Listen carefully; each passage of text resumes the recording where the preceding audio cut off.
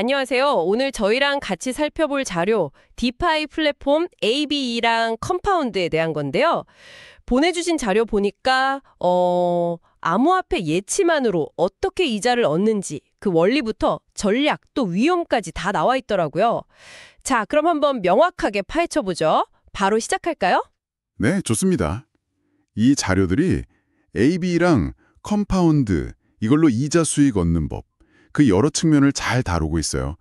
뭐랄까, 기본적인 개념부터 실자 전략, 그리고 꼭 고려해야 할 위험까지 좀 균형 있게 봐야겠죠. 네, 역시 가장 기본적인 질문부터 해야 할 것 같아요.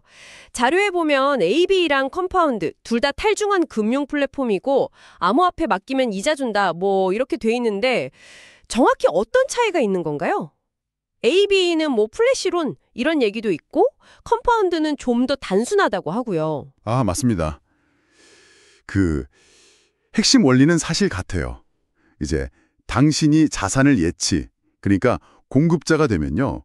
그 자산을 다른 사용자가 빌려가면서 이자를 내는 거죠. 그 이자의 일부를 받는 구조고요. 은행이랑 비슷해 보일 수 있는데 결정적으로 다른 건 이 모든 과정이 뭐 중앙기관 없이 스마트 계약으로 자동으로 돌아간다는 거예요. 그리고 차이점이라면 AB가 말씀하신 그 플래시론이나 뭐 변동 고정 이자율 선택 같은 좀 부가 기능이 많아요. 그래서 좀 더 다양한 전략이 가능하고요.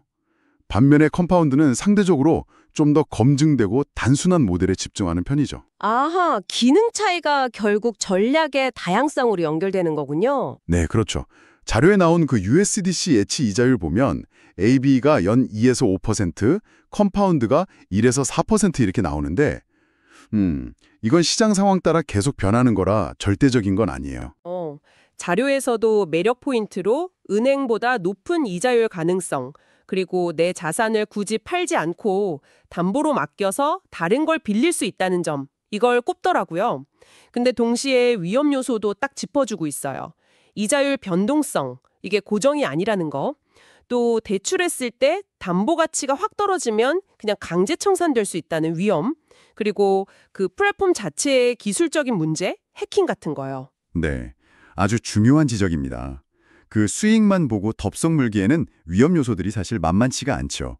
이자율 변동성은 예측을 좀 어렵게 만들고 청산 위험은 진짜 순식간에 자산을 잃게 할 수도 있고요. 스마트 계약 위험은 아무리 뭐 평판 좋은 플랫폼이라 해도 0%다 이렇게 말할 수는 없는 거니까요.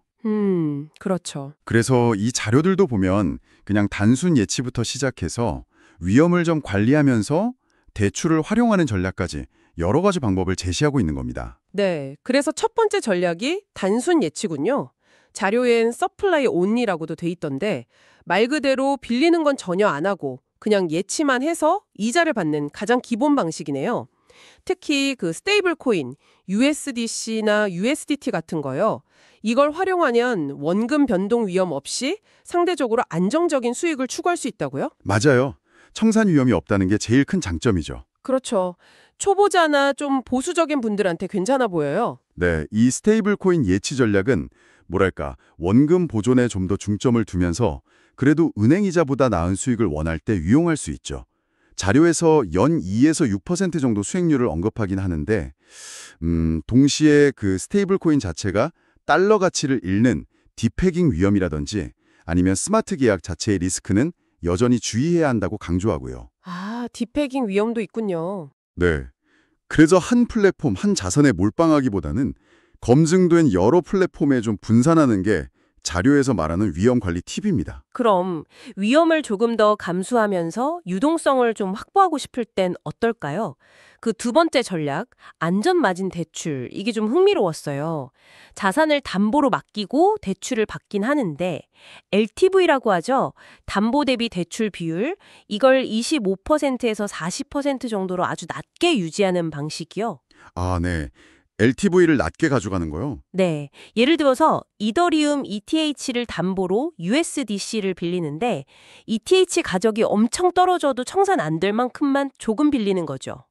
이걸 팔지 않고도 현금을 좀 마련할 수 있다는 게 장점이겠네요. 그렇죠. 이 전략의 매력은 내 자산의 어떤 상승 잠재력은 그대로 가져가면서 당장 필요한 유동성을 얻을 수 있다는 점이에요. 하지만 진짜 중요한 건 그 낮은 LTV를 계속 유지하는 거죠. 담보자산 가격도 변하고 대출 이자율도 계속 변하니까요. 그래서 꾸준히 모니터링하는 게 필수적입니다. 자료에서도 가격 알림 설정해라, 주기적으로 LTV 확인해라 이런 걸 강조하고 있고요. 관리가 핵심이군요. 네, 이 낮은 LTV 자체가 바로 시장 변동성에 대비하는 안전 마진인 셈이니까요.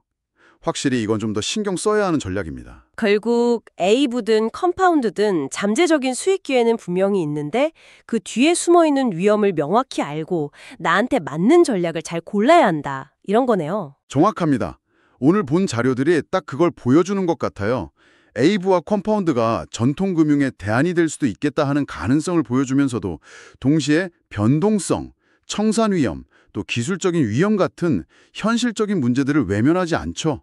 그러니까 단순 예치로 안정성을 택할 건지 아니면 철저한 관리하에 낮은 LTV 대출로 유동성을 확보할 건지 이건 전적으로 당신의 위험 감수 수준이나 투자 목표에 달린 문제라고 할 수 있겠습니다.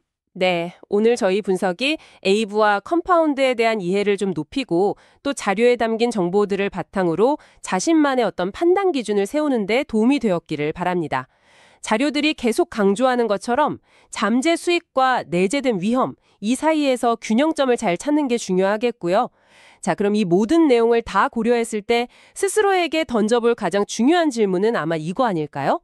여러 전략과 위험 요소들 사이에서 나에게 가장 현명한 접근 방식은 과연 무엇일까? 오늘 저희와 함께 깊이 파고들어 주셔서 감사합니다. 시청해 주셔서 감사합니다.